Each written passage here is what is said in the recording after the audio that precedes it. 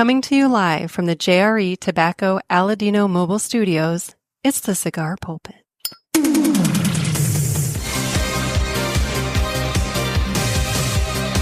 Hello, everybody, and welcome to another sermon from the Cigar Pulpit. I'm the Bishop of the Bird, Nick, and today I'm going to be talking PCA, but I'm not talking the current PCA. No, I'm going to be joined by Mike Brinker. And Mike Brinker and I obviously are from the St. Louis area. And we are going to be discussing the news that has come out that PCA has been talking with the city of St. Louis about the prospect of maybe hosting a PCA Trade Show in St. Louis at the Convention Center. It looks like it would be around 2030 at the earliest that would happen. So it's not like we're even talking next year's PCA. We're talking like 4 years down the road. But there's been a little bit of pushback from some people about this idea. Some people aren't really super enthused at it. And so I figured, you know what? These two St. Louis guys, we got to stand up for our region and our city, and we got to talk about why actually PCA in St. Louis might be pretty cool. So, without further ado, I will catch you guys on the other side of my conversation with Mike Brinker. And I'm joined today by Mike Brinker. How you doing, Mike? I am doing good, Nick. How are you doing today? Dude, it's great. I'm like, actually, I have the garage door up. It's like 70-something degrees. I'm living the dream right now, man. I'm happy. It's a little cooler today here, but to a northerner, it would be, oh my God, I'm in shorts and a tank top. Okay. But for down here, it's a little cool down for a few days. All right. Well, you and I wanted a guest for this episode specifically because, and you were perfect because I feel like you and I need to, I feel like we kind of have to have an honest conversation about our home area, St. Louis. Because as some people may know, there's been some discussion lately about the prospect of the PCA Trade Show coming to St. Louis in 2030. Because that's the soonest it can possibly come because it's scheduled out forever. And so I figured, you know what? I'm seeing a lot of negative. I'm seeing a lot of people not feeling this idea. And I figured, I think it's an opportunity for you and I as two, St. Louis region, people to not necessarily like, I don't want to say that we're going to campaign. Yeah, we're not gonna prop it up needlessly, but we have some good things here. I mean, I have a couple of points that I have a couple of points that are upsides and downsides to it. So I mean, I'm gonna be honest. There's a few things that St. Louis needs to get their act together on, but I feel like we have been unfairly maligned as a boring, nothing to do, this is going to suck, why are we doing this kind of a city? And I feel like we have to defend ourselves just a little bit. Yeah, we do. Yeah. So, let's fire up a cigar. What are you smoking? I am smoking the Aladino Sumatra Toro. Look at you with the limited edition Aladino that I can't get a hold of. And you know what? I am not going to lie to you. Yeah. I did not realize this was a limited edition when I picked it out. And I do have to throw this is the Toro 52x6. I just want to make sure everyone's got that.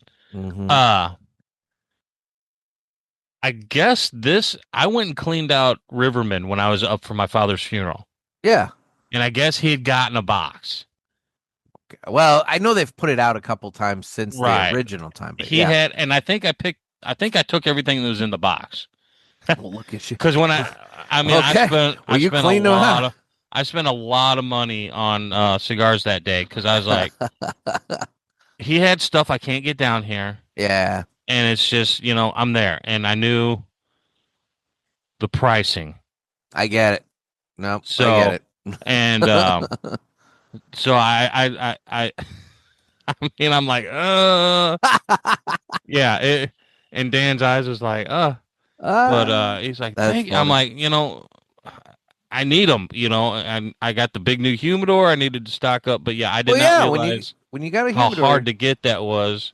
until, yeah. Well, lucky you then. So, yeah. In all fairness to everybody listening, I kind of knew that he was going to be smoking that, and I knew I didn't have one.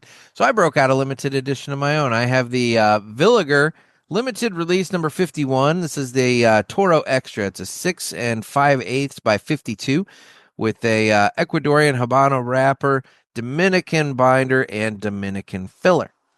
So, where did you get that, Renee?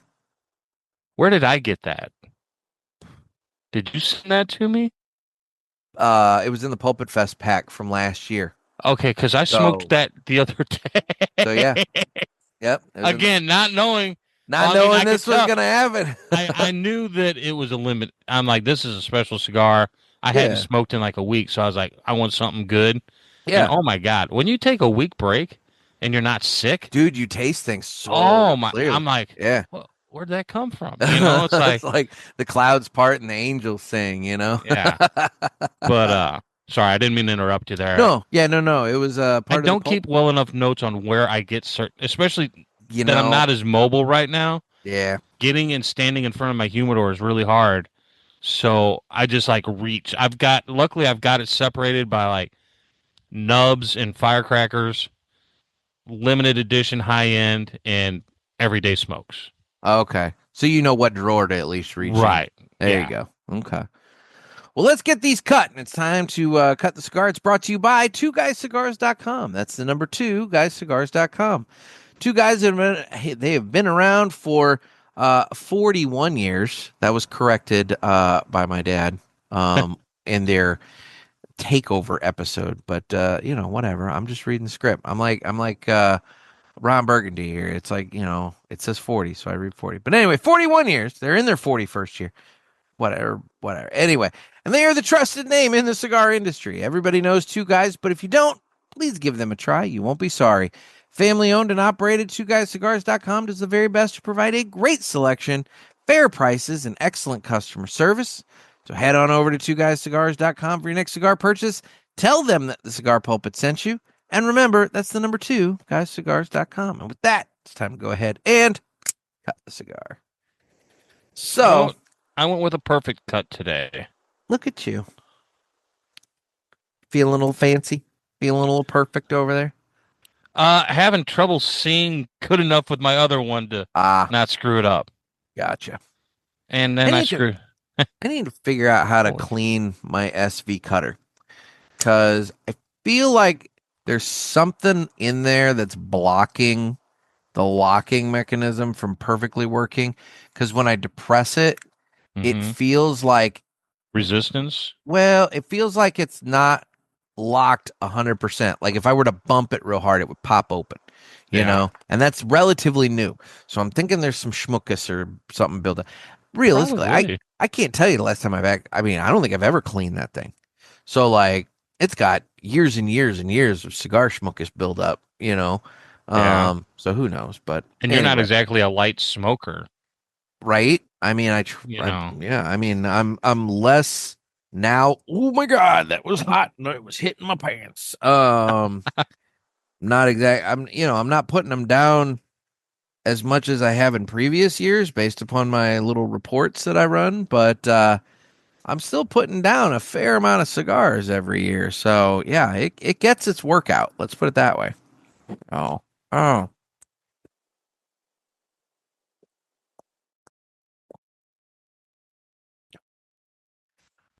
So, Mike, I'm excited about this because this, like I said, this is an opportunity for us to kind of brag on our town a little bit. And everybody shits on our town. Everybody wants to murder capital of the United States. Fuck off. You know what? It's not. Like I'm not saying it's not high up there.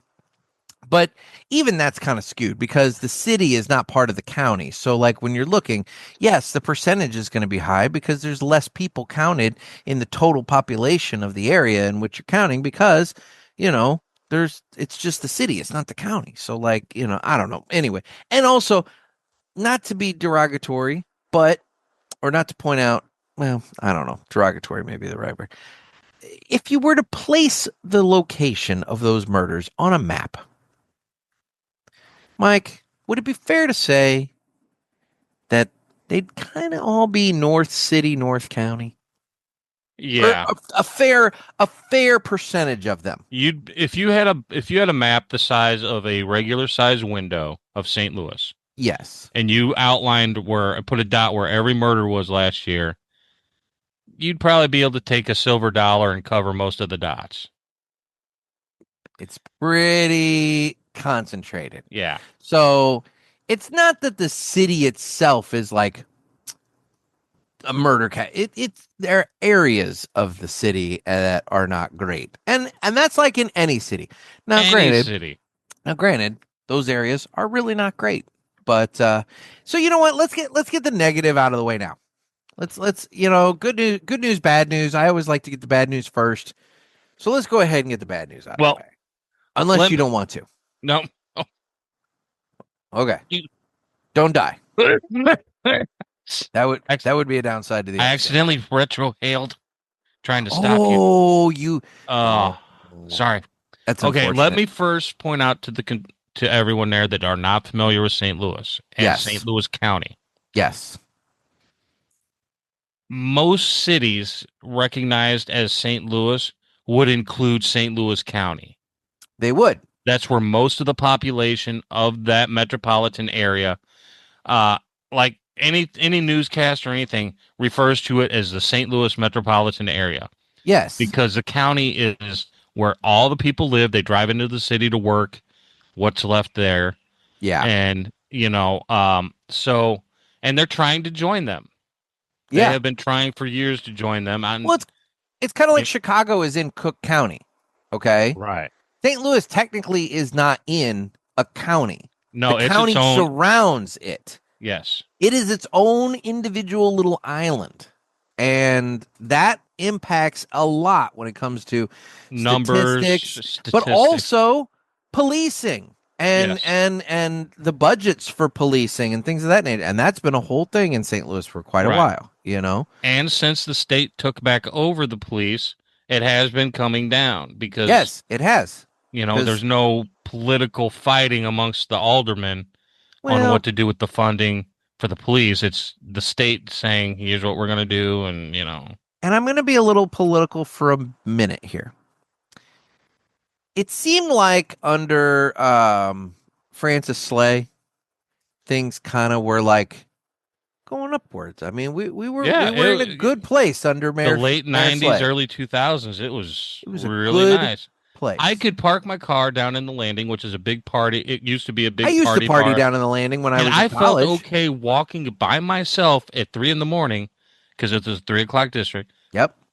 Through multiple black parking lots with no lights. Yeah. Which is what I meant by that. Yeah, dark. And go into my car. Yeah. My biggest concern was, am I going to get pulled over? Not, am I going to get jumped or stabbed or anything like that? Mm-hmm. But that was, but now that district doesn't even exist anymore. Right. There are no bars down there. There are no bars down there anymore because the nightlife down there dried up. And, and that's the thing. After we had Mayor Slay, was that when the pearls came in? Is that when we had the lady with the pearls necklace? No. You know who I'm talking about. Yeah. I can't keep track because it was her, and then it was the Tashara, right? Yeah. And then now we have the newest one. Yeah. And I can't remember her name either. And it's irrelevant. The bottom line is we've had a stretch of mayors after Mayor Slay that they kind of embrace some politics that, St. Louis is the direct result. You can look at it and you can say, oh, those policies that those mayors put into place did not work. Right. And now we have a new mayor, and she is, I feel like she's trying. I feel like she's got her hands tied behind her back on a lot of shit. I also feel like she is a politician, so of course she's going to but I do feel like she got dealt a bad hand with that tornado right off the bat. Right. And then all the fallout that came from that regarding emergency management and everything else. Then you had, and quite frankly, the amount of sinkholes that opened up in St. Louis for a while there.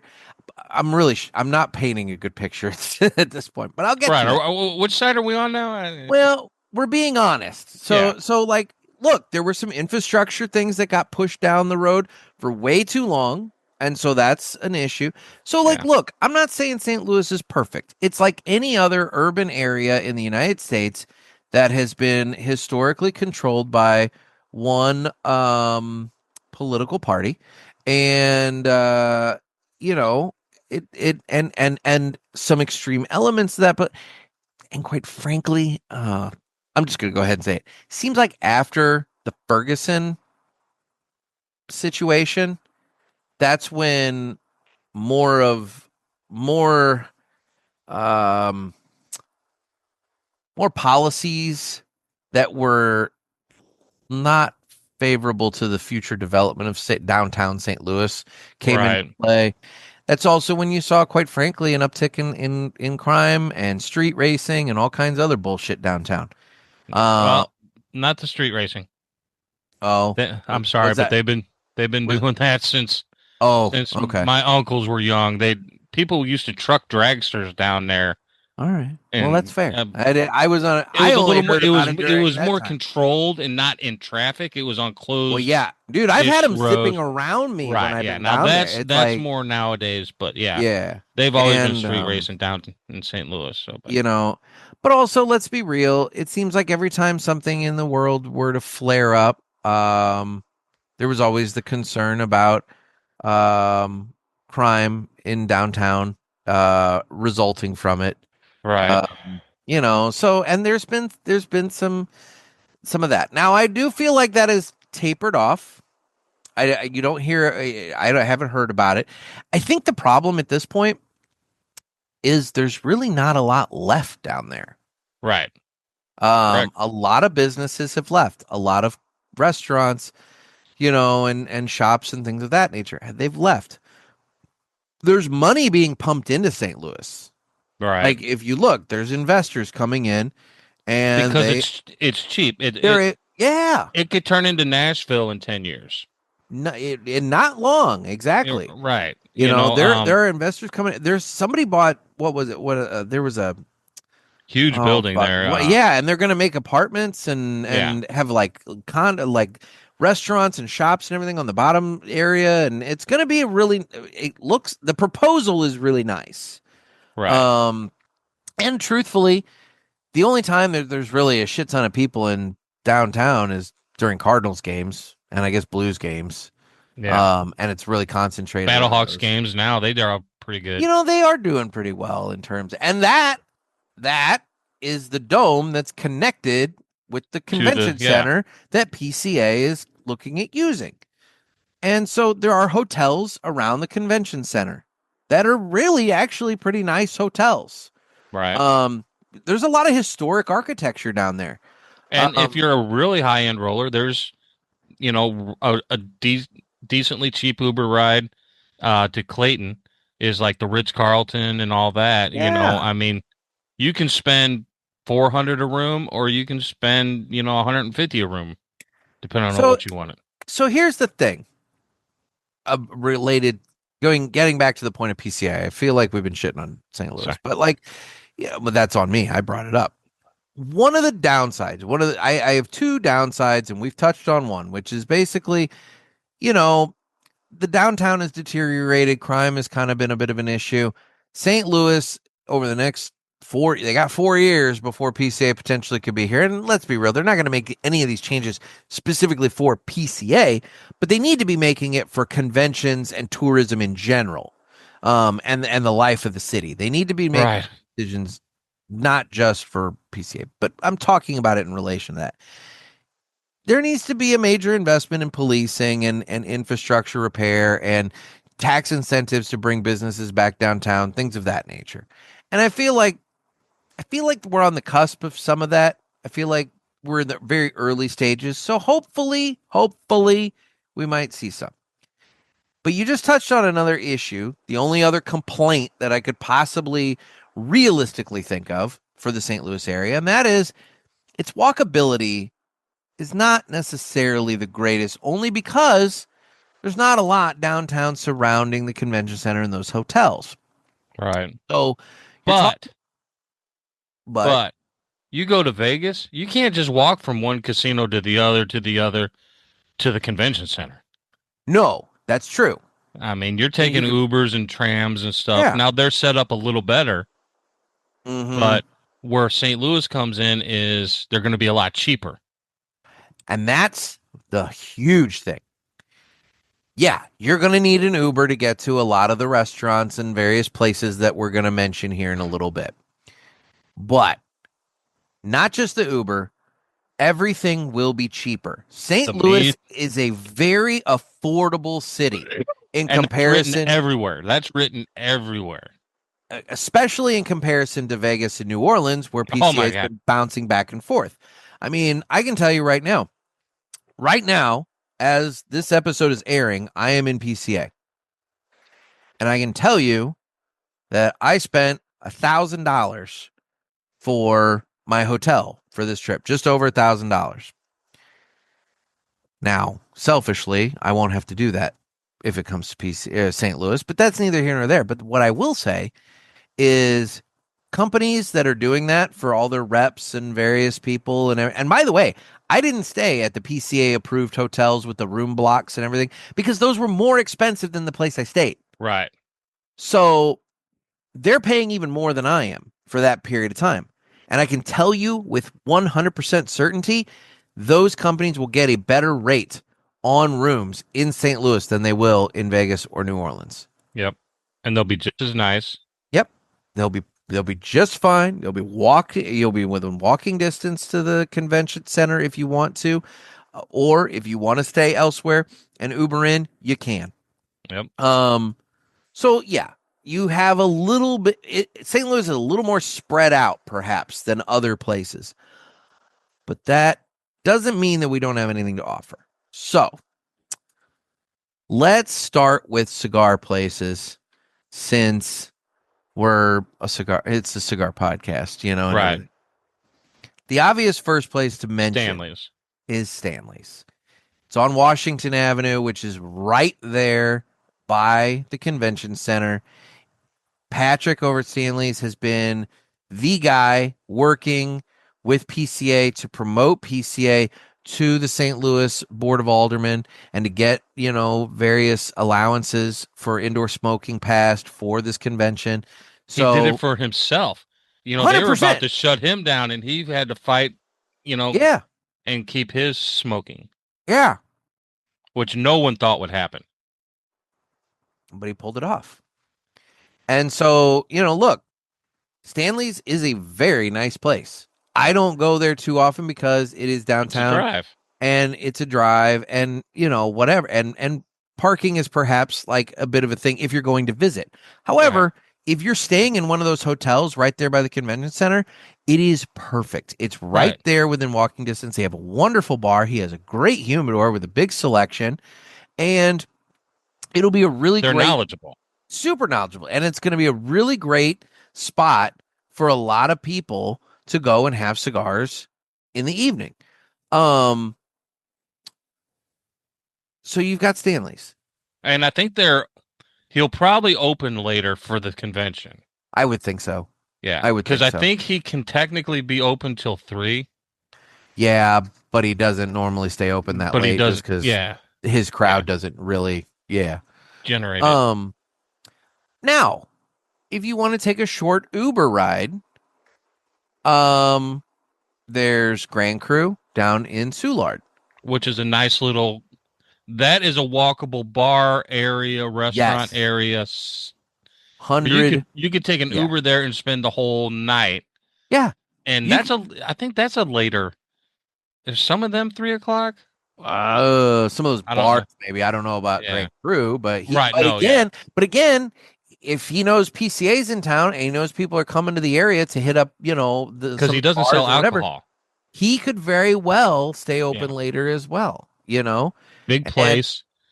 And, he's got some space. He's got not just his regular space, but he's got that big extra location right next door that's connected to him that has a lot of seating. So, Grand Cru, super nice place, and it's not far, and it's in an area that has a lot to offer. Like I said, or like you mentioned, between bars and restaurants that are all walkable, and there's some Right. You really, just Uber to really good one places. place and you can go a bunch of different bars. Bunch of them. Any type of food you want, from Mexican to top Italian to bar food, everything. Uh-huh.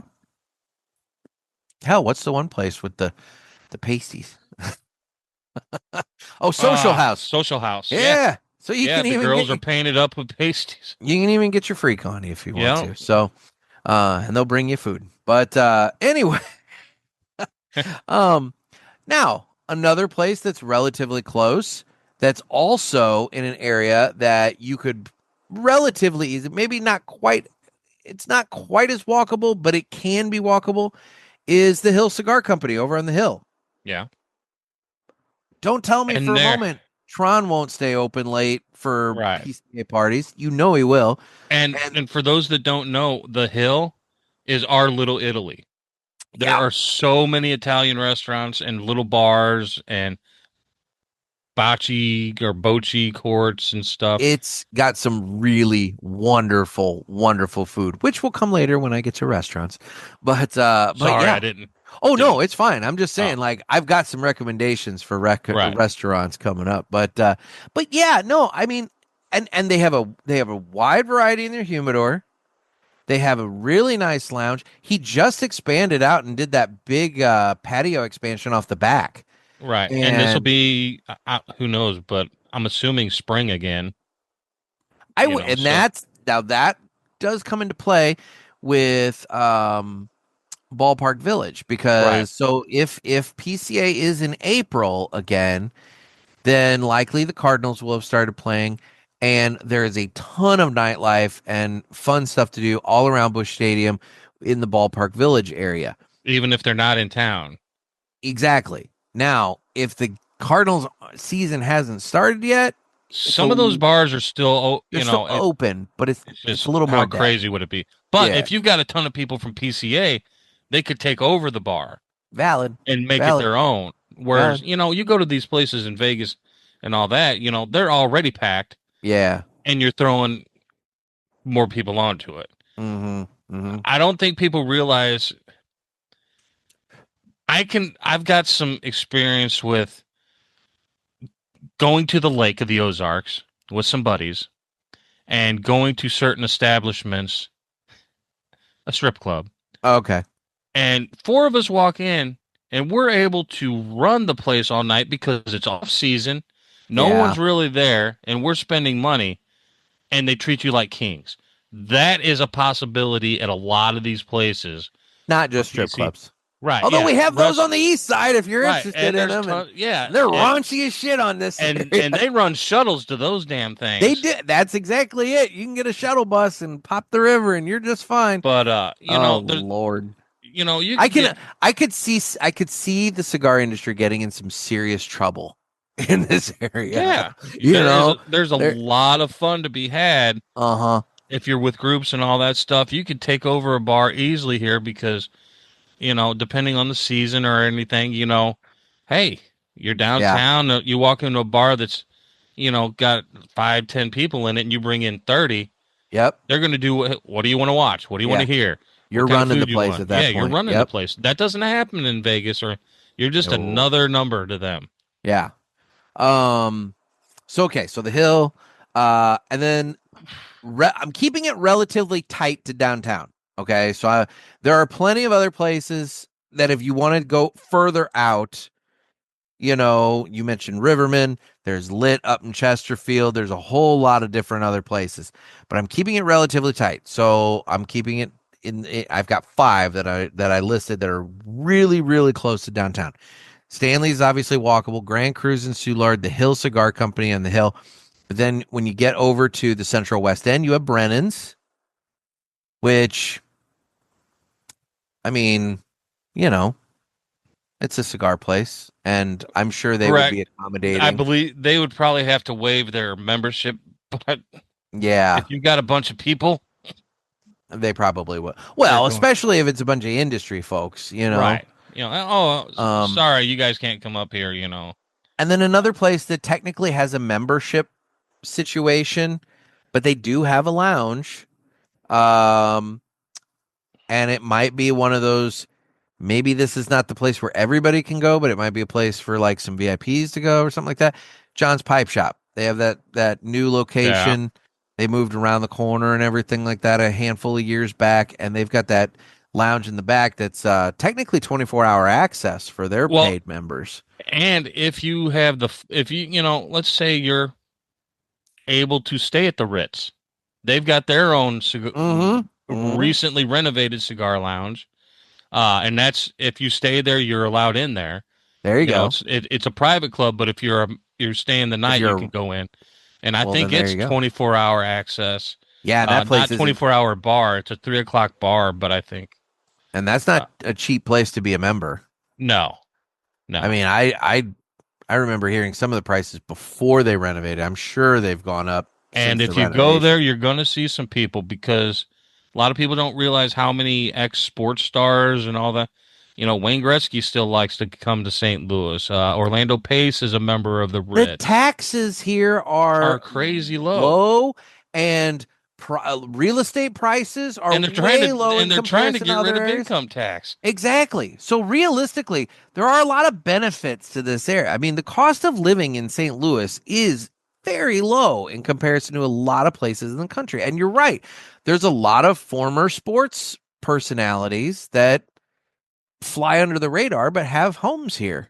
And the people in St. Louis are used to them, so they know they can go anywhere and not be like just crazy, you Hmm. know. Uh, you mentioned affordability. Yeah. Let's get into the affordability of just coming here. Yeah. The flights into St. Louis. Um, well, that you never tell 4 years from now, but I can tell Well, you yeah, I that was gonna say, let's be real. We could be the cost scrambling of, for gas, like you a brought up, the cost of hotels is going to be a lot cheaper than anywhere lot else cheaper. you've ever Yep. been.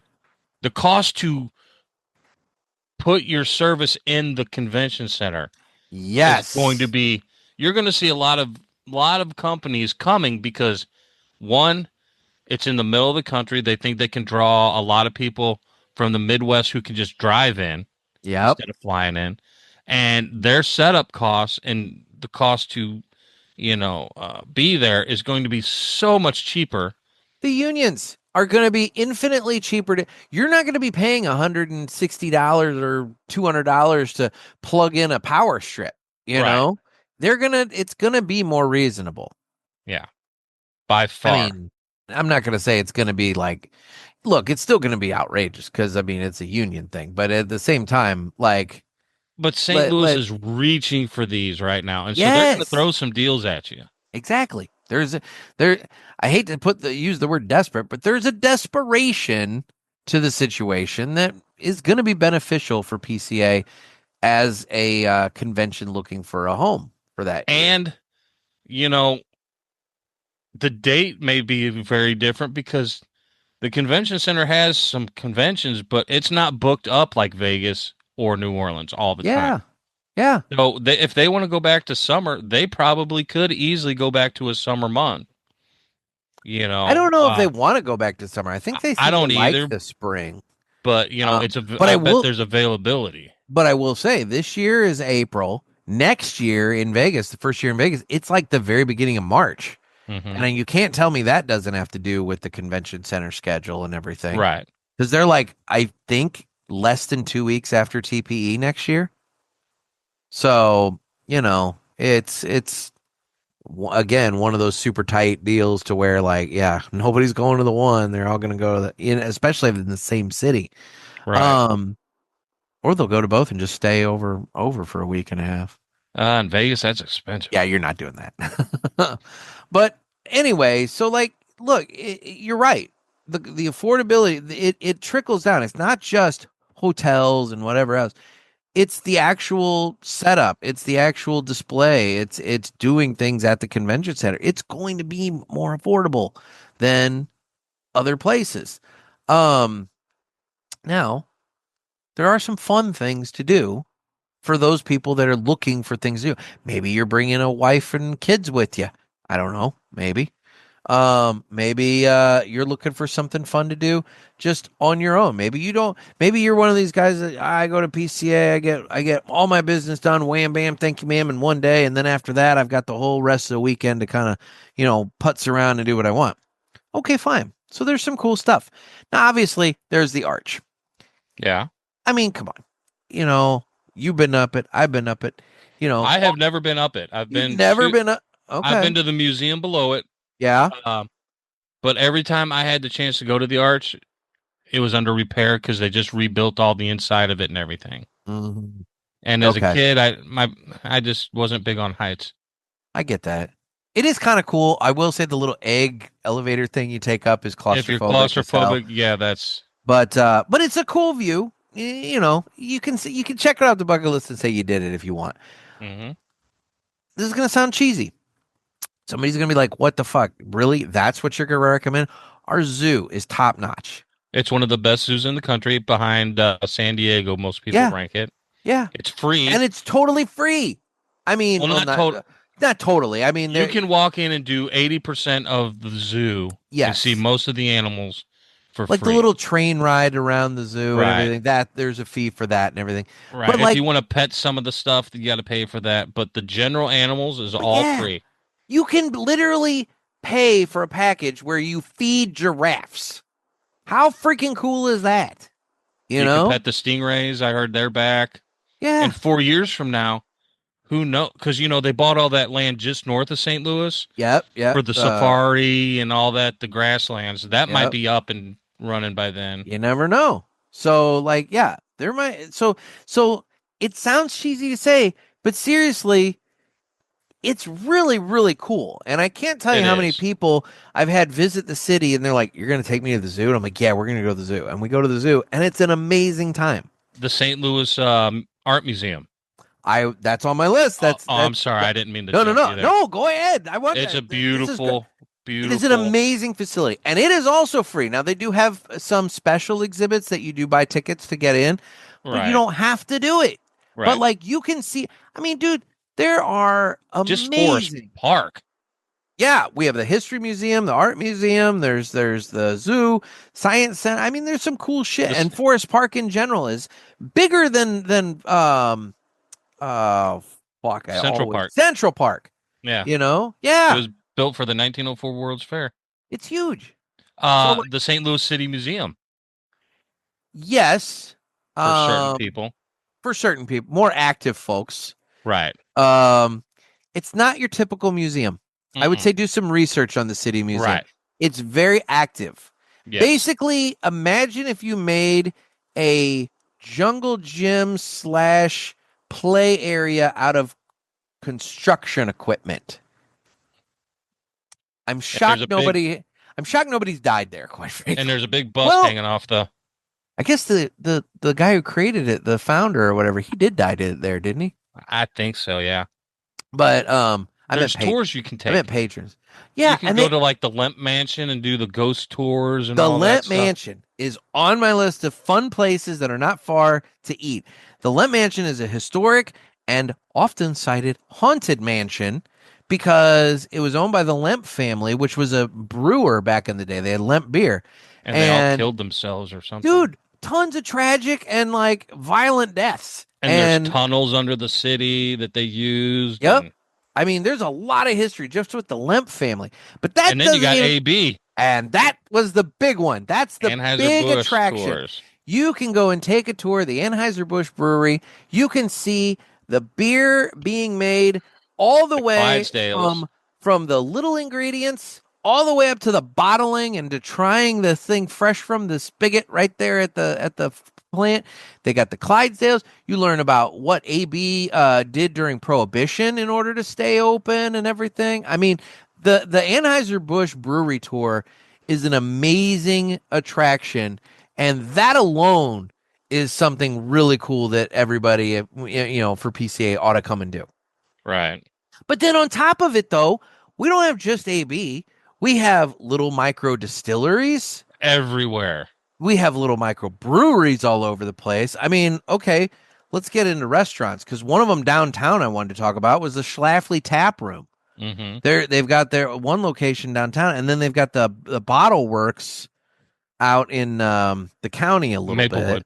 bit, Maplewood, and that one even has a restaurant. Yeah, that's got Although a full actually I think restaurant. that the tap room does too, and they have good food, and you can try a bunch of local beers that you're not fine. These are not like like Anheuser-Busch. Let's be real, you can get buy a Budweiser anywhere, but like Schlafly, you're getting here, and you can try that, and it's Yep. cool. And and if you look, I've been seeing a lot more. I think there was like 7 restaurants in the St. Louis metro area are up for some sort of James Beard Awards right now this year. I There's mean, some we've got high end, and then we've got places like Pappy's and Crown Candy where you stand out in line and wait for some of the best food that there is. But look, when they're out, they're out. and look, Crown Candy. It's maybe in a part of the city that you know. But it's Go, right there. go there for lunch. Let's Yeah, let's put it that way. It's a go there lunch for spot. lunch.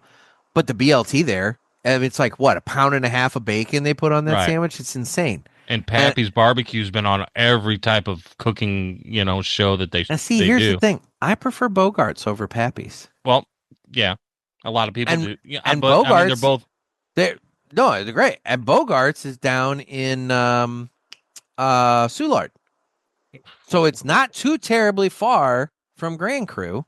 Right. I don't know, I'd have to look on the map to see walkability, but it's not far. And for my that's the big debate in town, Pappy's or Bogarts, because they at one point were affiliated, and then the one guy, the pitmaster, split off and started. Yeah, the Bogarts. pitmaster, I believe, from Pappy's went out and started Bogarts. But that's great. If you want steak and you want a high end nice steak place, we got all those. We Ruth's got Chris's, Ruth's Chris. We got Carmine's. Those are both downtown. Right. Then if you want to go out in the county, there's there's everything. Citizen Kane. I mean, there's Tucker's Place is in Tucker's Soulard. Place, and there's also the one down in South County. Yeah. So I mean, there's some amazing steak places. Broadway Oyster Bar. Mm-hmm. Now, I'm not a big seafood guy, but that's right by Busch Stadium. It's a hopping place. People great love bands, it. Great music. I mean, it's a fun little place. That's another thing. There are tons of little music spots in the city. Uh-huh. That you look and it's like, is that a warehouse? No, you've got 1,000 people in there listening to a band and partying, and it's all well advertised in the papers and stuff like that. And then the industry trades and stuff, you can find out who's going to be where and all that. Great. Every kind of music, you can get anything from country to rap to blues and, all kinds of stuff. Yeah. Grateful Dead cover bands and everything. You mentioned music. We're still talking restaurants. Kind of got to bring up Blueberry Hill. Yeah. Which, I mean, dude. The pageant. Chuck Berry had a 17-year residency there, playing 209 monthly shows for a period of time. I mean, the guy, he didn't own it, but it's like Chuck Berry's place, Right. And that's there. Like you said, the pageant, which is not a restaurant, it's a music venue. It's just up the road. Right. So, and they get national major acts coming through there. Fox Theater. No telling what might be at the Fox Theater there. Exactly. Going back to restaurants, just in downtown, you have the 2 steak places I mentioned, Carmine's and Ruth's Chris. Broadway Oyster Bar is over by Busch Stadium. Lombardo's Trattoria is an Italian place. It's in the bottom of the Drury Inn, right by the convention center. And I had my rehearsal dinner there. I mean, it's a really good Italian restaurant. They make some quality food. Nice. Right across place. the street from the convention center is the big hotel and casino. Mm-hmm. I forget who owns it now, but they've got restaurants in there too. Yeah. Yeah. Isn't that where Gordon Ramsay has his place? It might be now. I haven't been keeping up with it, but I know there's multiple restaurants in there. Gordon, because I know Gordon Ramsay's got a place in St. Louis. I Yeah. think it's in that casino.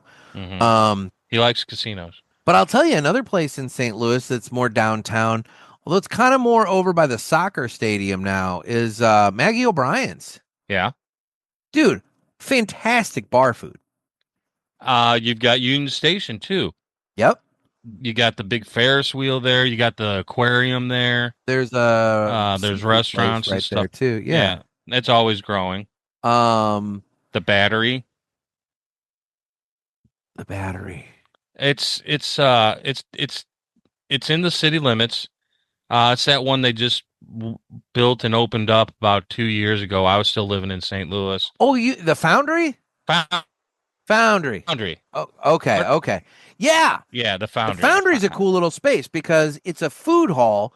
There's like 20 restaurants in that food hall, and you can go around and you can get food from every type of food you could possibly think of is represented in there somehow or another.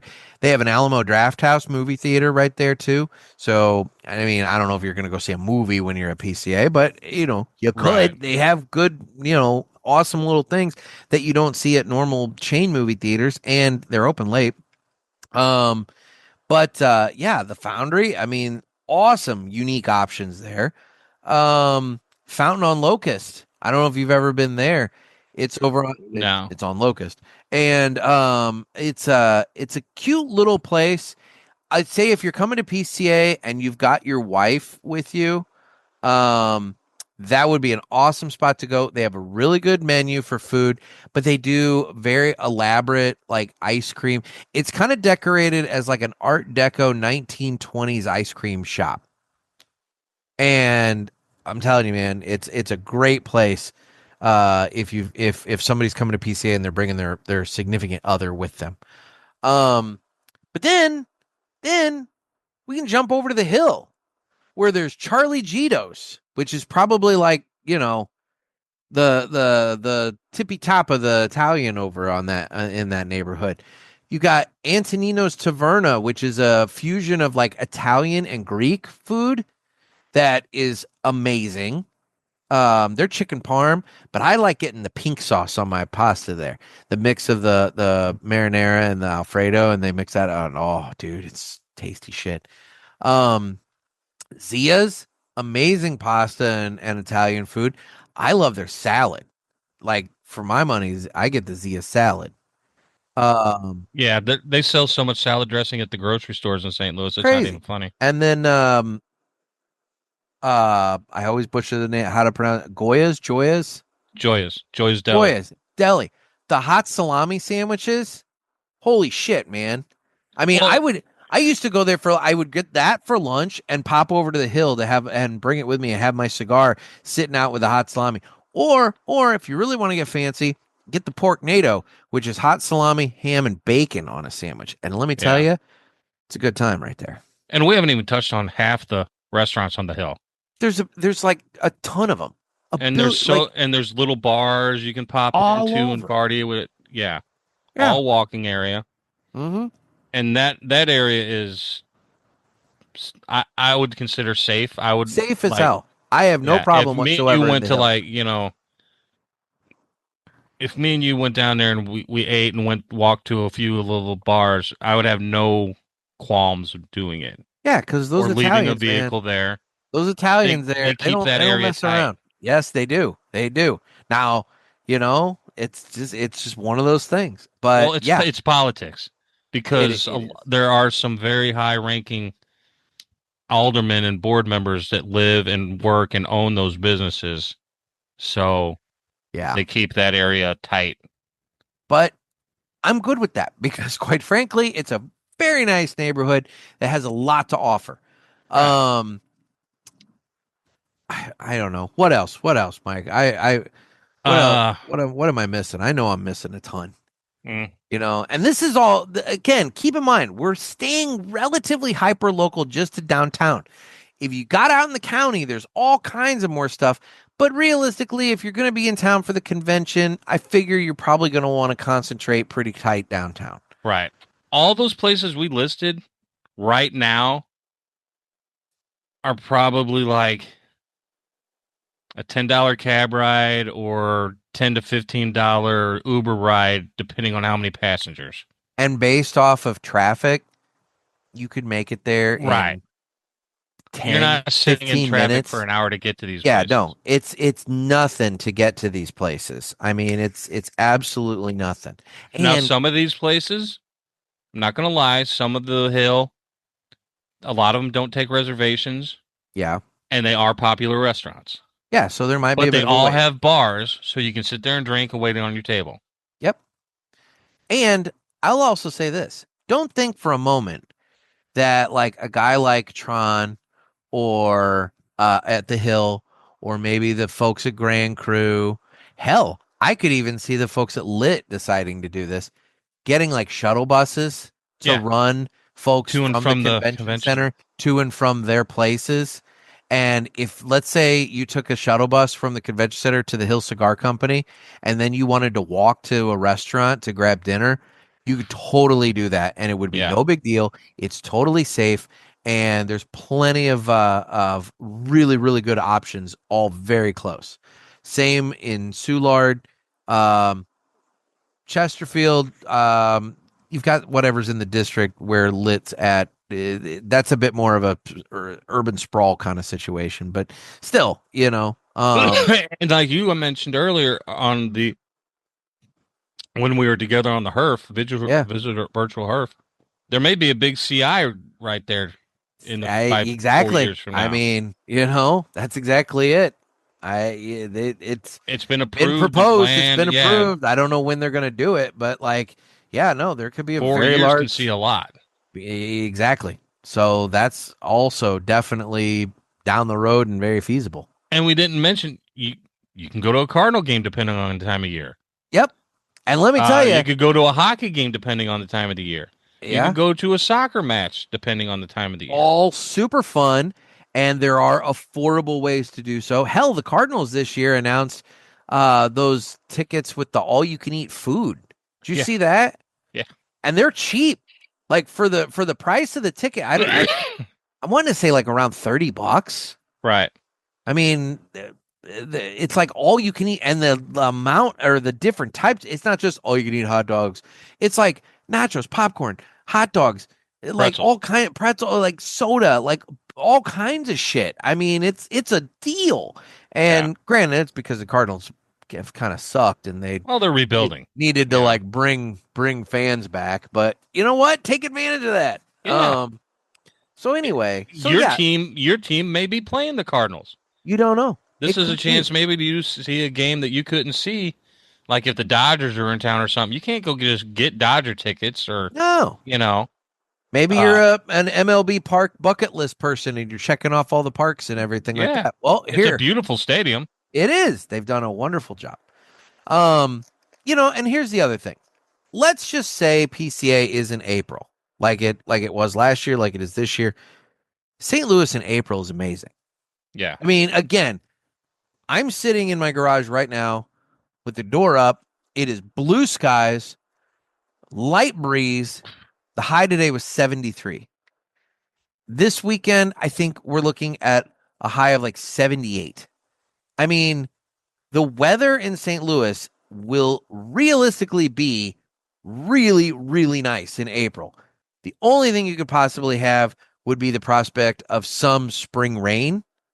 But I mean, even on the days that they predict rain, we might get a little bit and then it goes away. And quite frankly, downtown, with the way that city is, with the heat and I don't know, some Most people, storms just split and go yeah, around it. it's like it hits the downtown area and it goes north and south and then reconverges over in the Illinois side. So, like, honestly, Conspiracy theory alert. They say the creator and the designer of the arch yes, designed it to control divert, the weather. to control the weather. Because And with he was a with weird fella. with very few exception, I mean, the big tornado that hit it the other year, but even But that that was didn't like really hit downtown. right. Right. So yeah, I mean, it's Well, possible. But anyway, but no, weather's going to be wonderful. We talked about how the city is very eager to attract people. And I think that may translate into other ways, whether we realize it or not. And what I mean by that is, you mentioned if a crew of 30 rolls into a bar that's got like 5 people in it one night, that bar is going to be very accommodating. That bar, much like every other business in the area, is going to be like, holy shit, we got more people here. Let's this is going to be great. They're going to be welcoming. Yeah. Come on, we're Midwesterners. We say hi to everybody. We're genuinely relatively friendly people, you know? So like, take that as you will, but I think we're going to be welcoming to this influx of businesses. Now that doesn't necessarily mean that, oh, I could just light up my cigar anywhere I want to go. No, right, correct. But they're going to be appreciative of your business. All of them have patios where you can smoke on most of the patios. Bingo. And if it is chillier, most of them have heaters still in April set up, where they can drop, the sides of their canopies and all that, and yeah, because we're used to figuring out what to how do to drink and smoke in the cold. Exactly. And I think something else that's kind of important, and I think this has been the greater takeaway from this whole conversation about the prospect of PCA coming to St. Louis, and what I've seen in response to that from people in the industry, is I think it's an opportunity for people in the industry to see a part of the country, flyover country, that quite frankly, they probably rarely, if ever, see. And it gives them an opportunity to see some of the cool things we have to offer. I don't think anybody's going to necessarily want to say, like, by God, I'm going to want to move there after visiting for PCA. But they might, if they're open to the possibility of having fun here, there's tons of fun to be had. And to be honest, I would like to see a breakdown of, like, if you look at St. Louis, or if you look at Missouri, Iowa, Illinois, Kansas, how much they smoke cigar-wise. We don't have all those people that, cigars, No, most people, if you're a cigar smoker, I love the smell of it. I don't really like to smoke it, but I love the smell of cigar smoke. It reminds me of this uncle or that grandpa, or exactly. I don't know how many times you hear that. Even if I'm not smoking, they know I'm a cigar smoker. They're like, oh yeah, I love the smell of cigar smoke. It's not as everywhere else. I'll say this.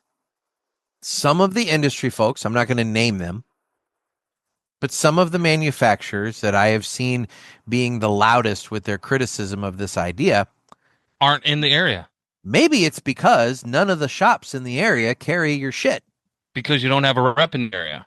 Bingo. Because you've blown past us so many times that you don't think our dollars are worth it. And look, we're not a box buying city. Cigar smokers here generally buy singles. That's not to say there aren't people that do buy boxes, but I feel like paying attention when I'm at lounges and everything, I think it's a lot of singles buyers. There's a lot of people though that are open to new stuff. Yes. In the whole area, it's like, I think I don't know. I think it's a good opportunity for the cigar industry to say, holy shit, this isn't that bad of a place. And I think it's a good opportunity for the city to say, holy shit, there's some more stuff other than just the big companies and maybe some boutiques. A couple. But like boutiques. You look at cities like Topeka, Kansas. They got like 7 cigar shops in that little town. A lot of those, I think, would be tempted to just, hey, let's just drive to St. Louis for the weekend. Right? And same with Milwaukee. Everyone Chicago, from Indianapolis, Nashville, Memphis. Those are heavy Little smoking Rock, areas. All of these are all within Kansas City. All of them are within 5 or 6 hours. Yeah. Some Topeka would probably be a little bit, Milwaukee, Topeka's I think, is about 7. Yeah. But, their reps drive here. Chicago's 5. Right. And you're right. It's all part of a rep territory if you were doing that. So, like, what's the big deal? I don't know. So, I think ultimately, And I think the other thing we got to point out is how many cities are actually clamoring to host PCA. Right. None. You get pushback from Vegas. They'll do it, but they bitch about it the whole time. And you got to live by their outline. Yeah, yeah, you got to live by all their rules and their costs and everything else. New Orleans, I mean, look, don't get me wrong. I think New Orleans last year did very well. The governor came and was welcoming and this and that and whatever. But I'll tell you, the individual employees working at the convention center, they weren't super thrilled with all the cigar smokers because I mean, Yeah. because they're around it. And I tell everything. you So, this, like, if it does make it to St. Louis, people are going to be shocked that almost every police officer they see, if they're outside or in the convention center working, they're going to be smoking cigars. Yep.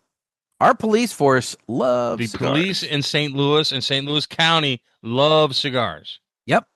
So that's a plus. You're here for the cigar convention? Yeah. Just go home. Just yeah, you're all yeah, right. We're not going to run you in. Yeah. And don't think for a moment that those cops aren't going to make that area around the convention center super, super safe for the cigar people. Right. Because if they're downtown patrolling and making sure it's super safe, maybe a sample comes their way and maybe another sample comes their way. You know what I mean? So if you're a little freewheeling with the cops with the samples, maybe they'll make sure that everything goes really smoothly, you know? You want to park here and load your shit real quick? Go right ahead. I'll stand here and watch and smoke this cigar you just gave me. Exactly. I'll watch your van. I can't tell you how many cops have told me, like, oh, yeah, I wasn't supposed to smoke in my squad car, but I got these little bombs that I could set off at the end of my shift and nobody would ever know that I smoked in there all day long. You know, that shit happens all the time in St. Louis. Or seeing them in the shops smoking on their breaks and whatnot. Or rolling up, parking their squad car outside, leaving it running to come in, grab a few sticks, and then leave. Yeah. I mean, shit. I've told the story of the Hill when the money from the Backstoppers, somebody came in and took the box of the little donation box for Backstoppers, which is an organization that raises money for the families of fallen first responders in the area, right? Somebody came in and stole this box. Well, the Hill calls, and reports this. This was long while ago. Reports this. Fucking tons of cops converge on the Hill. I mean, it's like a big deal that the Hill got robbed. So they find out what was taken. They end up finding this guy, cuff him, throw him in the back, take him to the station house, and they get there and they're like, these are detective cuffs. I don't have the key. You got to take him over to that station house over there, clear on the other side of town. So now they're driving this dude cuffed in the back end of this car, uncomfortable as hell, clear on the other side of town. They get there. I don't have the detective cuffs. You got to go over, or key. You got to go over there. And they're driving this dude to this station. They hauled him all over the place just to make him uncomfortable because he dared to steal not only money for the families of all first responders, but then he dared to steal from the Hill Cigar Company.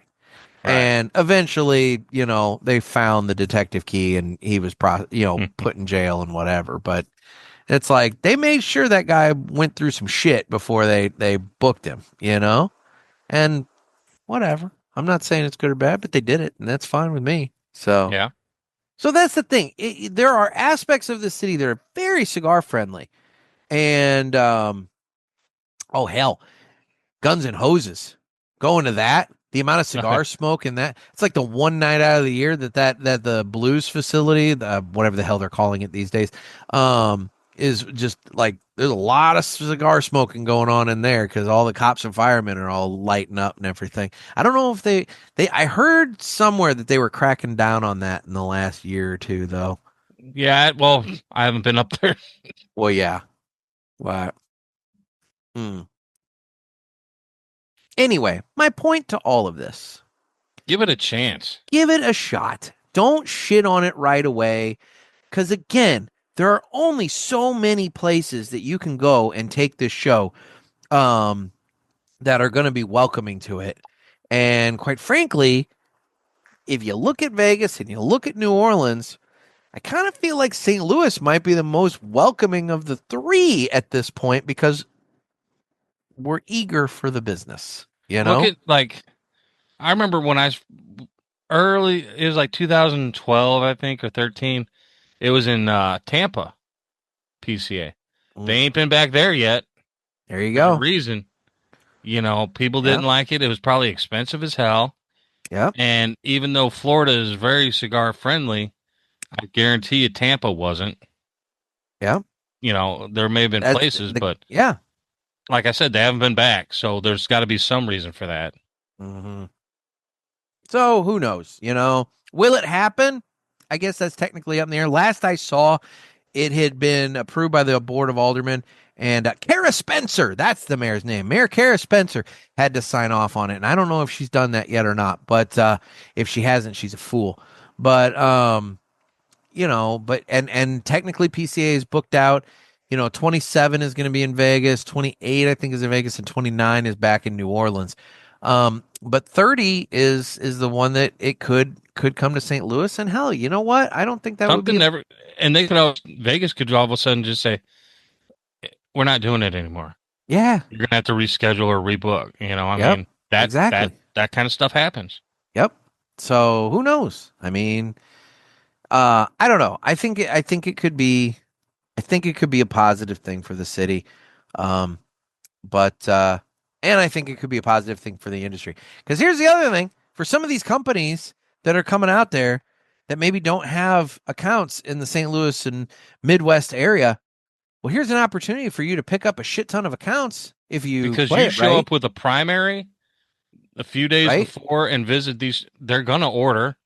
Oh, dude, because we're not used to seeing that. Right. You know, if you get some of these guys rolling through, coming in and kissing the ass of some of these lounge owners, yeah, you're gonna get an order. I mean, we've seen it when a primary has come to a lounge for an event. You Uh huh. can't get in there. Mm-hmm. They're turning people away because they're so full. Mm-hmm. People in St. Louis and Well, the fuck, area read the Stanley, magazines. They do all the research. They watch the podcasts.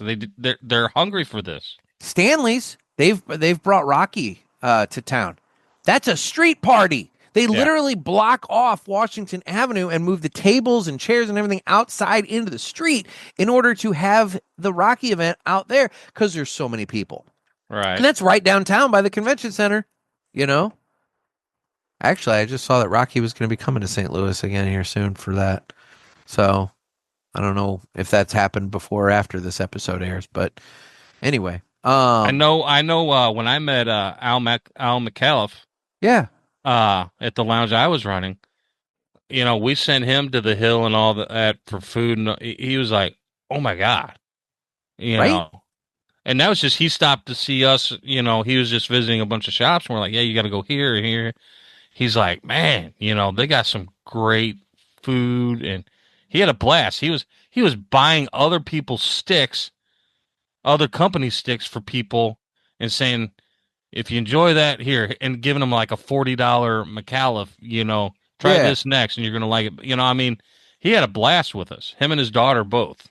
See, that's what I'm saying. Like, honestly, it's one of those things. People, and the initial reaction is, ugh. But if you just open your mind and give it a chance, it's going to be a lot of fun. You can make it fun. I'm Right. not, And it's not going to take a lot of effort or money to make it fun. no, not at all. Not at all. And quite frankly, the VIP party that I have at my house is going to be the talk of Epic. the whole talk of the PCA. Let me tell you. I'm already pre-requesting a room or a Okay. bed or a place Okay. to sleep. I got some place. They're Because limited, now but I don't have a house to go yeah, to. but I'll make it.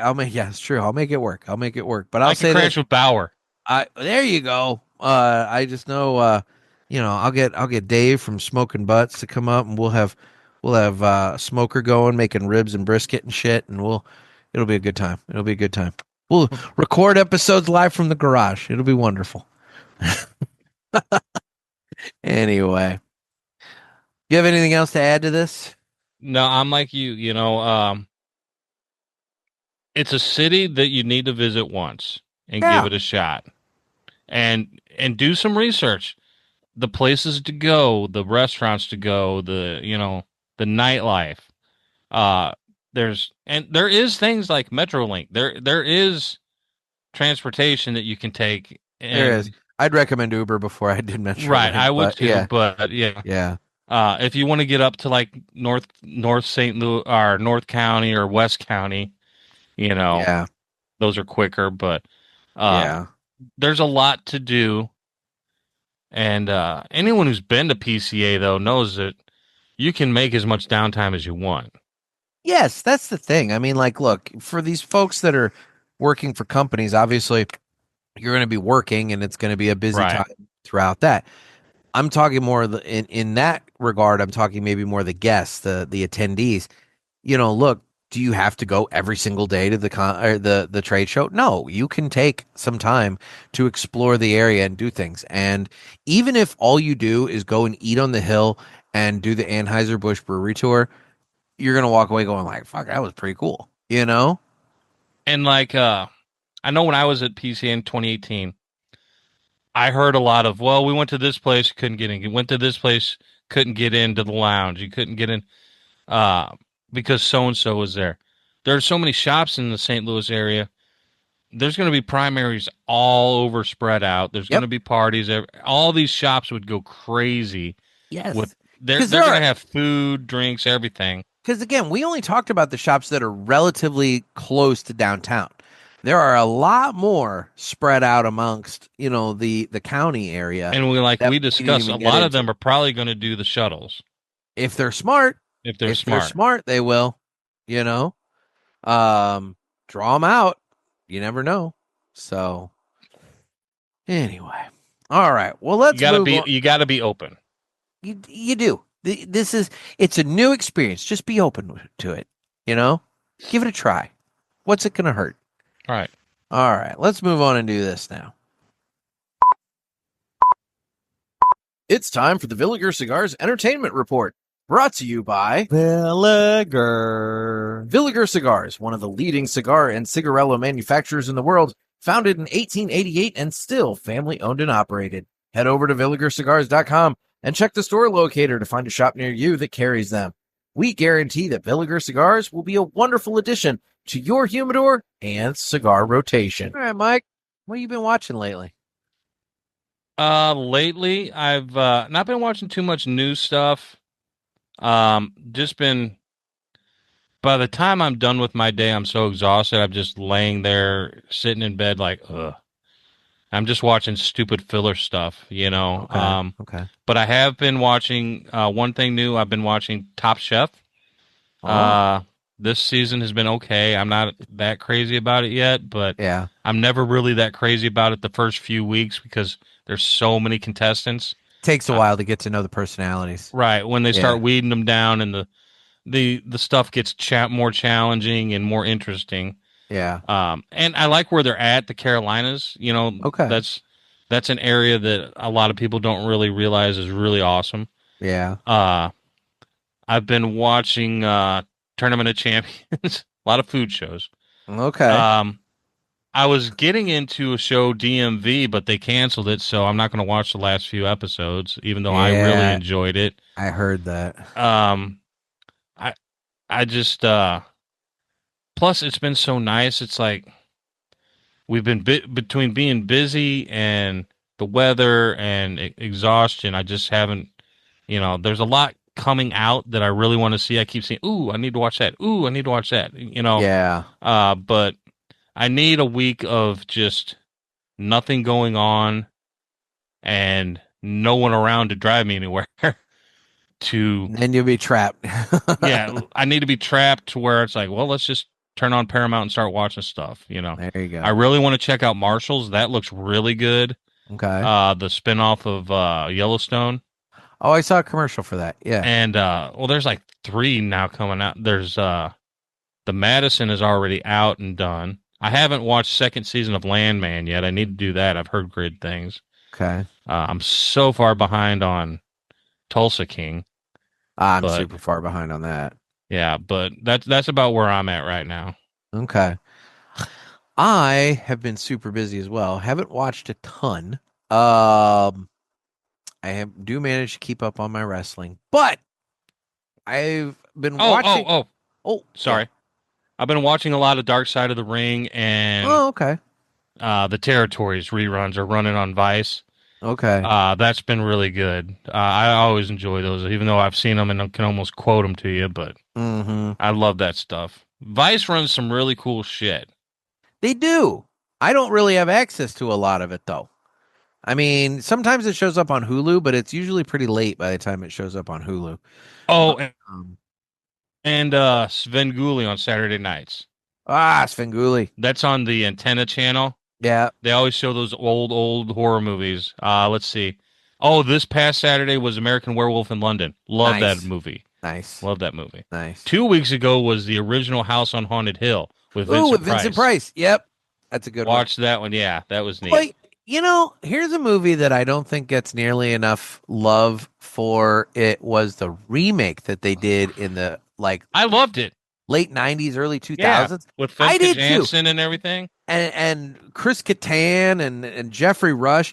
Dude, it was a good movie. All the end sucked. Yeah. I will freely admit they blew the ending. But all the way up to the ending Was pretty close to the original. and it was scary as shit. Yeah, because they had Like, better effects and stuff. that doctor when they're like doing and like look down and all of a sudden all of them are looking at her or whatever it is, it's like, oh shit, it's like, yeah, there's some creepy shit in that movie. So no, I really liked that one. No, I've still been watching my decades documentaries that CNN did that's on HBO, and I'm now at the point that I'm watching the 2010s. And I have to admit, I did not care for the 2000s, and I'm really not caring for the 2010s. And I feel like it's because it's just too close to us still. Right. The 60s, 70s, 80s, 90s, that's far enough removed that you can view it through a more historical lens. But getting into the 2000s and the 2010s, the problem is history hasn't fully decided things yet. And I feel like there's been a little bit more of a slant on these decades than there was in the previous decades. Yeah. A little bit more of a bias, filmmakers bias in topics and viewpoints and things of that nature. Some things, I don't need to get into detail. I think everybody can kind of figure out like what I might be talking about. But like there's some things that I do feel like it's just a little too soon to be making a documentary and declaring this is the way the decade was. I think it's easier to do that when you're talking about 60 years ago or 50 years ago or even 30 years ago. But when you're talking about like even just the Iraq War under W. Bush and everything else, I mean, I feel like that was maybe done relatively well. But I definitely feel like when I'm watching this series on the 2010s, I do feel like there is definitely a slant and a bias to that season. So I'm a little disappointed in the way that series of documentaries has gone. I think it's really solid. When you're watching the 60s through the 90s, I think it's really solid. The 2000s and the 2010s have not been nearly as good, in my opinion. But Gotcha. that's just my opinion. Right. Otherwise, yeah, I haven't made it to the drive-in yet. I'm going to. It's still a little chilly at night. Yeah. And so like going out and sitting outside and smoking in front of my car and watching movies at the drive-in, it's still a little chilly for that. But unless you got a snuggle buddy. Well, yeah, but I don't. Yeah. Here. Not here. But yeah, I'll have to. I'm thinking May will be when the weather kind of breaks more consistently to where we have better weather at night, and I can get out there and do more of that. Puppy dog. What? Sorry, the puppy dogs came out. Oh, okay. But anyway, so yeah, so that's what I got for the Villiger report. So, all right, this is the time that I give you some shit. Okay. Uh-oh. So, as everyone knows, it's Tuesday, which means it's time for a lemonade review. Oh, shit. It's okay. It's okay. I've got one. I can get one real quick. Why don't you go do that? Hold on. Can you do that? I'm gonna get my producer, Laura. You have a Can producer. I have a lemonade? We're doing a lemonade. I'm review. sitting over here flying solo, and you've got a producer, for God's sake. I forgot all about it, and It's you okay. did not remind me. I did not. To be fair, Well, not I today. did have them though. I had them ready. Not today. Right. I did say Yeah. that we were going to try and do this, but yeah, not. I You did know not. how I remind am, you. man. I know. I did not. I didn't even remind you realize today. what today was. You know, and No, I get it. but it's right there. I'll have it in just a second. Well, that's okay, because this is my opportunity to give you some shit. So I started doing this, and you reached out to me, and you said you got to get a pink lemonade, Minute Maid pink lemonade in the can out of the fridge. Yep, which is what I'm drinking. You have any idea how fucking hard it is to find canned Minute Maid pink lemonade? Not really, because down here they're everywhere. Nowhere. No Schnucks, no Deerbergs, no Walmart, no Sam's, no Target. I couldn't find it anywhere. Nowhere. I couldn't even find 12 packs to where I'd be like, well, I guess I'm buying a 12 pack. No. I couldn't find it anywhere. So you know what I ended up having to do? I had to get the bottle. Had to get the bottle? The only way I could get it was in the bottle. Well, so I have it in the bottle. Okay. So now I've been doing yellow lemonades, but I'm going to deviate because you specifically said the pink. And so, I'm going to do this now. 3% fruit juice or lemon juice. So, Minute Maid's not really coming in with a high percentage of lemon juice, but that's okay. Coca-Cola company here. So, ingredients: filtered water, high fructose corn syrup, lemon juice from concentrate, less than 0.5% of natural flavor citric acid, modified cornstarch, glycerol, ester of ricin, sodium benzoate, and potassium sorbate, and calcium disodium, whatever that is, and EDTA to protect taste. And then red number 40. So we have the Minute Maid pink lemonade, which I'm not judging, whatever. It's a far cry from my Simply lemonade, but but that's okay. Now I did see that Simply Lemonade had one that was pink, but it was lemonade with raspberry, and I was like, no. He specifically said Minute Maid, so I searched high and low. The best I could find was this bottle. I'm sorry. It's okay. Here they're everywhere. Well, I'm glad for you. I found the Minute Maid in the can, the regular, the yellow lemonade, but I can't find the pink to save my life. But I have the pink, so we're going to give the pink lemonade a drink. We're going to give this a shot.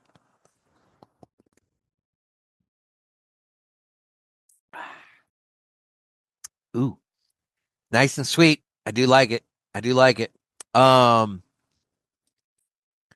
Not much in the way of tartness, as you would expect from a pink lemonade. You would expect it to be more sweet than tart. Mm-hmm. Little hint of tartness. Just enough. Mm-hmm. To remind you it is a lemonade. Just enough. Okay. Minute. I'm taking my notes. Minute Maid. Pink lemonade. Doing this on a scale of 1 to 10. Let me see if I can bring up my list here of previous lemonades to see what I have done and where they rank. So been fairly fortunate here. So I gave Milo's an 8. I gave Prairie Farms a 9. Simply Lemonade got an 8.5. Mm. And then full transparency, I'm pre-recording, so like another one is going to come in between Simply Lemonade and this pink lemonade, and I don't know which one that's going to be just yet. So we'll figure that out. But what am I going to give this? So it's going to be on the list. It's going to kind of be the Roger Maris. It's going to have the score with an asterisk since it is a pink lemonade. Right. But every once in a while you need to change it up. You do.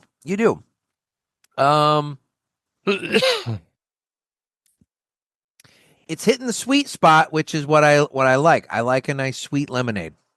And so I'm gonna throw it. I'm gonna give it an 8.5. I'm gonna put it in there with Simply Lemonade. I'm gonna give it the 8.5 purely because I'm a big fan of sweet lemonade. And we'll go from there. So yeah. So the Minute Maid pink lemonade in the bottle, not the can, gets the 8.5. Maybe it would get a 9 in the can. I don't know. I find the can. The fact that I'm in Georgia, which is Coke owned, they're in Atlanta, maybe why I have more selections of different containers and stuff. True. Now I did see that Coke was getting rid of the. I sent that to you. The concentrate. Yes. The so frozen concentrates can't go are to the done in frozen April. section and get the big block of frozen concentrate anymore. And it's make not your just own lemonade. Lemonade and orange juice and all the rest of it. Which sucked because, God rest her, my mother used to make an amazing frozen lemon pie out of the concentrate. Oh, man. With ice cream, with vanilla ice cream and all that. And, oh, my God, it was so good in the summertime. Damn. But yeah, I don't know what you could do now. I mean, maybe you'd have to do it with like a lemon Jello powder or something. I don't know. Doesn't sound like it'd be the same. No, because you get that frozen concentrate. You can make that as tart as you fucking want it to. Well, and that's the thing. Is that I understand why sales could be slow now because let's be real. You can go to the frozen section and get the concentrate where you have to then add water and make it yourself. Have a pitcher. Or you can go over to the drink section and you can just buy a jug of it and call it a day. Which you didn't have in the 80s and 90s. Exactly. Much. So you had to do more of the concentrate. But I think there's something to be said for keeping the concentrate, but I guess it's just not selling enough that they want to mess with it. Yeah. It's got to be a money issue. Oh, sure. Well. And there's a lot of things I've liked that have gone by the wayside because they didn't make money. So. Yeah. Well, that sucks. But yeah, I'm a fan of the Minute Maid Pink. I like a really good, strong lemonade, though. Yeah. There's some places around here that make their own lemonade. See, like out of lemons, and those are really good, at the restaurant. I've been looking. I've been exploring. I've been actively seeking out different, like, boutique, small batch, kind of things to try to add to this list. Like, there's I've got more than a handful still in the fridge that, will be upcoming, but still, it's if anybody has any bottled lemonades in their area that they wish to help me out and throw a lemonade towards the review here, I mean, I'll be glad to accept it. So, I don't know how that would ship well, but I mean, who makes a pretty good lemonade at the restaurant? Is Chick-fil-A. They're on my list. They're upcoming. They're upcoming. Okay. And the temptation that I'm going to have to resist with them is to just get a straight lemonade and not get the frozen lemonade. Because, dude, that is awesome. Frozen lemonade is freaking great. They mix in that vanilla ice cream of theirs, which actually, I'm sorry, I said ice cream. It's Ice Dream. So it's a very low calorie like ice cream that they offer there. So if you get that with the diet lemonade, it's actually, I don't want to say it's healthy, but it's like way healthier than getting like the regular lemonade with like actual vanilla ice cream. So and it's super good. So little fun fact there. If you if you want to mix in other sodas, they will do that. So like if you want to get it made with like an orange soda and have that, you can do that, or like root beer or anything else. So like they'll do it for you. Chick-fil-A will pretty much do anything you ask them to. I need a tire rotated, And it's all right, give us a second here. And it's their pleasure, Mm-hmm. Yeah, they never say thank you. No, it's all my pleasure. And so many places started ripping them off with that. Did you know? It's like they started it, and the next thing you know, you're going to like Wendy's, and they're like, "My pleasure," and it's like, "Oh, I know where you got that," So that's funny. I like that. Oh shit. Well, yeah. I guess this is where we will talk about the socials. Wait, real quick. Whoa. Okay. You got something? A cigar was great. I just put it out. Yeah. It was done because I'm in a windy area, so I did have to relight it a little bit. Yeah. The first inch or so burned beautifully, and then the wind picked up, and I was having a little not trouble. I didn't have to relight it. I had to touch up a few times. I gotcha. It was. But that's to be expected of a fine cigar on a windy. Oh yeah. I would give it a solid 92. Ooh, look at you. Yeah, I really enjoyed it on a fresh palate, Yeah. That's key. And key.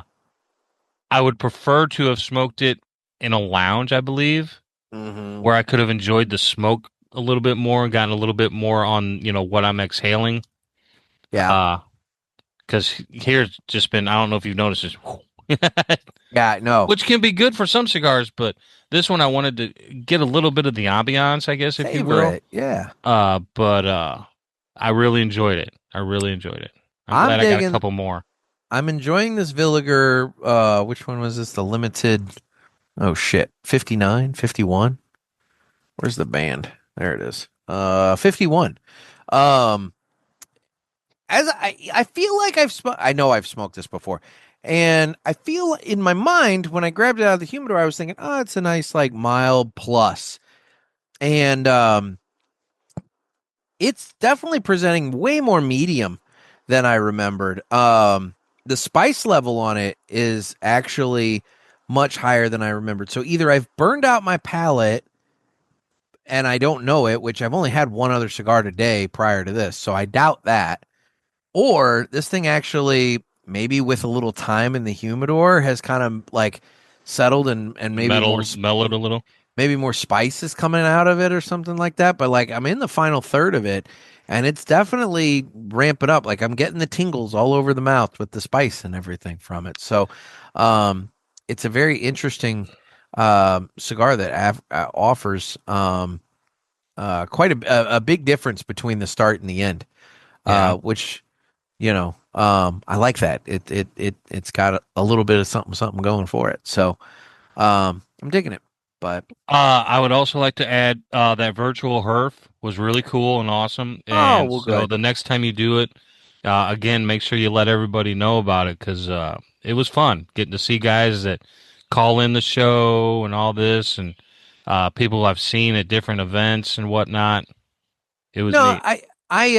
I had a good time on it. I want to. I will be doing it monthly. I need to build out the calendar, and kind of look and see. I got to see, obviously, times that I don't have my son and don't have like other commitments and everything already booked to where I can do it. But the beauty of the Zoom, though, is realistically all I need is my iPad, my earbuds, and my cigar. Like I did it on my phone. Exactly. So like, it's not that I don't need much in the way of equipment to do it. So, and I can do it here, there, anywhere that I have a good Wi-Fi connection. So, right. Yeah, no, it was fun. And, I had a good time. And yeah, it was a little last minute when I announced it because it's been one of those things that's been rattling around in the brain that I wanted to do for a while. And I was looking ahead and I'm like, ah, man, coming up on Easter, I've got like nothing going into that weekend. I'm like, screw it, let's go ahead and do one. And then everybody took the poll and was saying all these different days they were available. And I'm like, you know what, I got all those days available this time. I'll go ahead and spoil everybody. Do them all. Do all three. And we had some guys that jumped on for one, we had some guys that jumped on for two, and we had a couple guys that jumped on for all three. And that's nice. It's it was nice to be able to do that. So I had a fun time. So I'm glad you were able to jump in. Yeah, I enjoyed it. You came on Thursday, I believe, right? Yes. Yeah. So, yeah, it got dark on you. That's right. I remember that. I was just watching your screen just progressively get darker as the sun went down. It's like, he's losing the light. Yeah. Then I finally, I could still text I could text my producer to turn the light on out here. You and your producer, I swear. Oh, that's fun. I need to find light I can put out here for the shows that lights it a little better. But you can get ring lights for relatively cheap. And I mean, hell, I've got two of them here. I've got one of them like right there, and there's another one in the box right over there too. The one in the box, I remember I saw it on Facebook Marketplace for dirt cheap. And this lady, when I met up with her, she handed it off to me. She goes, "Yeah, we used it for a wedding or something like. They needed it for like a wedding, and they used it once and they were done." And it's like, okay. I'm like, I don't know if I need a second one, but fuck it, I'll take it just in case. Yeah. You never know. I collect all this equipment, man. I've got so much freaking shit that I'm like, do I need it? I don't know, but I got it. So yeah, you never know.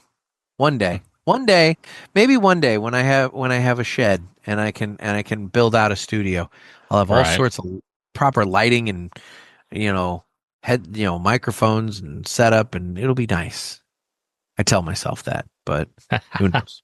So, all right. Well, I am available on Facebook or Instagram, where we have the Cigar Pulpit. I'm on Facebook, where we have the Pulpit Parishioners group. Then that's just a private group that you can request to join. And then I have Twitter/X. You can watch the show on YouTube and Rumble. I do the Wednesday drive time reviews every Wednesday at 7 a.m. Those go live on YouTube, Rumble, and TikTok. And then I need your calls for Ask the Pulpit. You can call the hotline at area code 863-874-0000. That's 863-874-0000, or tofu pie with no E, 0000. And then finally, if you're not signed up for the Cigar Chronicle newsletter, head on over to thecigarpulpit.com or cigarpulpit.com. No, the cigarpulpit.com, and a little pop-up box comes up, and you will be able to sign up on that. I need to get the website updated. It's woefully out of date. And if anybody needs to reach me, I'm on Facebook, and you can reach me through the Cigar Pulpit Parishioners page. Perfect. Mike, thank you for taking time out to do this. I appreciate it. Thanks for having me on. We got to give, nobody else is going to give St. Louis the love. We got to give St. Louis some love. No. It's like I've been seeing all these people coming at Josh Shabursky and PCA, and they're just like, "Why are you doing this?" Blah, blah, blah, blah. And it's like, guys, they're trying to find a home for the trade show. Let them do their job. It won't be bad. It's not like they're wanting to take you to BFE, some small town of 4,000 people that, we're going to be meeting out in the baseball field at the high school or something like that. It's like, it's a legitimate convention center with stuff around it and things to do. So it'll be fine. It's a huge facility. It'll be great. Great. So anyway, well, Mike, you take it easy, buddy. You have a good one until I see you next time. And I really want to thank Mike for taking time out of his day to sit and chat with me and have a cigar. I appreciate it. And, he brought some good insight to the table about, how PCA in St. Louis could be beneficial, not just for the St. Louis area, but also for the cigar industry.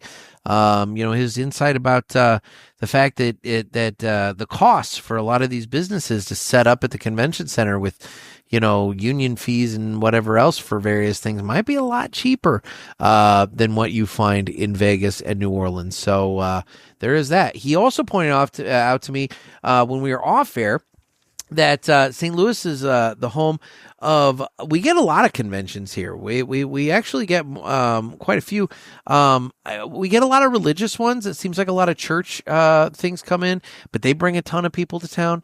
But then also apparently St. Louis hosts a convention he was saying it was like February or some shit. I don't know. Anyway, but it's Halloween. It's the largest trade show for Halloween decorations and sales, and they will set up, in some cases, he was saying, like 3 and 4 story tall haunted houses inside the convention center, and you can walk through and everything that you see is for sale to outfit your haunted house. And so Halloween decorations, apparently we're where you come to find out what's new in the Halloween decoration space. So we got that going for us too. But the point is, other industries, other places have found and are having conventions in St. Louis. And the fact that the city and the facility are not only open to the idea of PCA, but saying flat out, we will alter our space. We will install the ventilation needed and everything to handle it. We will take care of all this in order to welcome you to the convention center. That speaks volumes. Not a lot of cities and not a lot of convention centers are going to be open to the prospect of altering their facility through enhanced ventilation and other means in order to accommodate PCA. And so, there's something to be said about that. We always talk about how we want to feel welcome and we don't want to feel like we're second-class citizens because we're smoking cigars. Well, here's a city that's actually working to try and get our business in terms of a trade show. I get it may not be the city that you would want to have PCA in, but perhaps this is a city you should be open to the prospect of doing so, purely because they're being cool about it. So anyway, just my final thoughts. Guys, thank you so much for taking time out to listen to the show. I am flying, as you listen to this, I am flying back from PCA, and the next time I speak with you, we will be talking all things PCA 2026. This has been another sermon from the Cigar Pulpit. I'm Nick. Everybody, stay safe.